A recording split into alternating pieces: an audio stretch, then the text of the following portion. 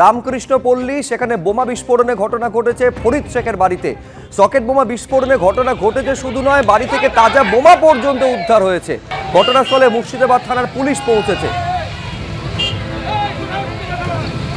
রাজীব চৌধুরী আমাদের প্রতিনিধি আরো বিস্তারিত এই নিয়ে বলতে পারবেন। এখনো পর্যন্ত প্রাথমিক অনুসন্ধানে বিজেপির তরফে রাজীব অভিযোগ করা হচ্ছে যে তৃণমূল নেতার বাড়িতে বোমা বাঁধা হচ্ছিল। প্রাথমিক অনুসন্ধানে পুলিশের কি বক্তব্য? এই বোমা এলো কোত্থেকে এবং তাজা বোমা পর্যন্ত সেখান থেকে উদ্ধার হয়েছে?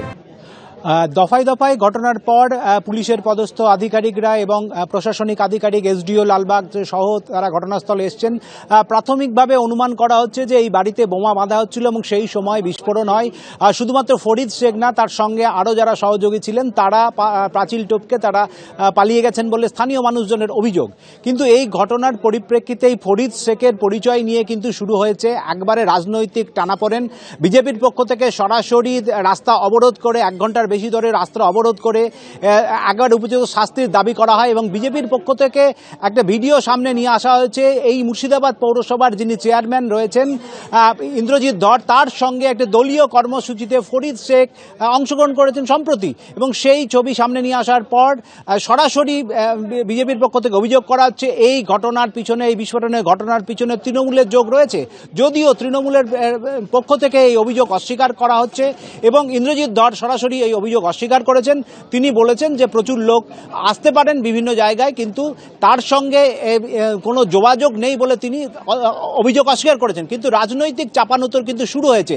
স্থানীয় মানুষজন ক্ষুব্ধ রয়েছেন, কেন এই ফরিদ শেখ বহরমপুর থেকে এসে এখানে থেকে বাড়ি করেছেন সেটা নিয়েও তাদের প্রশ্ন নিয়েছে। সব নিয়ে কিন্তু তদন্তের জন্য এখন গোটা বাড়ি পুলিশ ঘিরে রেখেছে এবং ফরেনসিক বিশেষজ্ঞদেরকেও এখানে আসার জন্য আহ্বান করেছে। এখনো পর্যন্ত কোনো ক্লু, কোনো তথ্য পুলিশের কাছে নেই।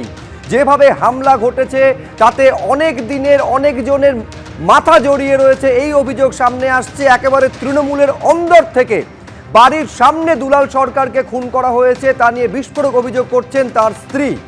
একই সুরে অন্তর্দ্বন্দ্বে খুনের ঘটনা ঘটেছে বলে পুরসভার যিনি চেয়ারম্যান, অর্থাৎ ইংরেজবাজার পুরসভার চেয়ারম্যান কৃষ্ণেন্দু নারায়ণ চৌধুরী, তিনিও একই কথা বলছেন।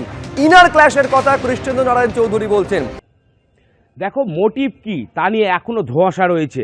পুলিশ সূত্রে যেটা জানা যাচ্ছে যে এই খুনের পেছনে একাধিক মাথা রয়েছে, কিন্তু তারা কারা, কি কারণে খুন করা হলো দুলাল সরকারকে, সেই বিষয়ে এখনো পুলিশ অন্ধকারে। তোমাকে বলে রাখি, আজকে 3 অভিযুক্ত যাদেরকে দুলাল সরকার খুনের ঘটনায় গ্রেপ্তার করা হয়েছে তাদেরকে মালদা জেলা আদালতে পেশ করা হয়, সিজিএম কোর্টে তাদেরকে পেশ করা হয় এবং সেখানে সরকারি আইনজীবী যখন সওয়াল জবাব করছিলেন তখন সরকারি আইনজীবী জানান যে 3 জন গ্রেপ্তার হয়েছে তারা পেশাদার খুনি, প্রফেশনাল মার্ডারার তিনি বলেন। ফলে স্বাভাবিকভাবে তিনি বলেন, তারপরেই বলেন যে মূল মাথা এখনো গ্রেপ্তার হয়নি। তাহলে এই মূল মাথা কে? পুলিশ এখনো এই মূল মাথাকে গ্রেপ্তার করতে পারেনি। তার ফলে এর পেছনে কারণ কি কারণে খুন করা হলো দুলাল সরকারকে তা এখনো পরিষ্কার নয়। একদিকে যেমন রাজনৈতিক ব্যক্তিত্ব যারা রয়েছেন তৃণমূল কংগ্রেসের অন্দর থেকে প্রশ্ন উঠতে আরম্ভ করেছে যে এর পিছনে অন্তঃকলহ থাকতে পারে, দলের ইনার ক্লাস থাকতে পারে। পরিবারের তরফ থেকেও একাধিক ইঙ্গিতপূর্ণ মন্তব্য করা হচ্ছে। পাশাপাশি রাজ্যের মন্ত্রী ফিরহাদ হাকিম, গৌতম দেব, শিলিগুড়ির মেয়র, তারা অভিযোগ করছেন যে বড় ষড়যন্ত্র, বৃহত্তর ষড়যন্ত্র রয়েছে এই খুনের পেছনে। তারপরেও কিন্তু এখনো খুনের মোটিভ ক্লিয়ার হলো না। স্বাভাবিকভাবে এই প্রশ্ন উঠছে যে পুলিশের ভূমিকা নিয়ে। যেহেতু গতকাল সকাল 10:30 নাগাদ, 10টা থেকে 10:30টার মধ্যে তোমাকে বলে রাখি, দুলাল সরকারকে কার্যত ধাওয়া করে খুন করা হয়। 3 জন দুষ্কৃতী তাদেরকে দেখা যাচ্ছে ক্যামেরায়, এবং যেটা স্থানীয় সূত্রে জানাচ্ছে, পুলিশ সূত্রে জানাচ্ছে 4 জন দুষ্কৃতী এসেছিল। আগ্নেয়াস্ত্র হাতে ধাওয়া করে তাকে খুন করা হয়, মাথায় গুলি করা হয় খুন নিশ্চিত করার জন্য, মৃত্যু নিশ্চিত করার জন্য। তারপরে এখনো পর্যন্ত 3 জন গ্রেপ্তার হলেও মূল মাথার খোঁজ কিন্তু এখনো পুলিশ পায়নি, কারণ নিয়ে ধোঁয়াশা রয়েছে।